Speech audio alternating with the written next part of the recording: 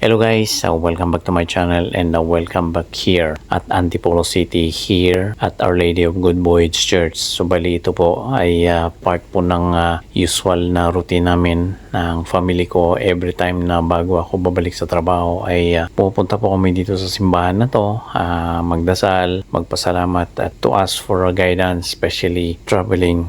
So marami pong pumupunta dito, nagsisimba at yung mga malalakbay. Ito po yung isa sa mga patron saint ng mga bumibiyahe. So kagaya ko pong OFW, ito po ay usual na ginagawa namin every time na babalik po ako ng trabaho. At saka kapag pauwi naman ako at nasa bakasyon ay sa simbahan naman doon sa may Santa Clara Monastery, doon sa may Katipunan. Yun yung first thing na binibisita namin kapag nasa bakasyon po ako. So this time ay nagpasalamat po tayo dito sa may Our Lady of Good Voyage here in Antipolo City. So sa mga kagaya ko pong manlalakbay at kahit sino man na bumibiyahe ay pupunta po rito at magpasalamat. So after nyan, ng pagsimba namin ay as usual part po ng family day ko or family day namin ay kakain po kami sa labas as treat na rin as part ng bonding as a family. So yan po, kumakain po kami dyan at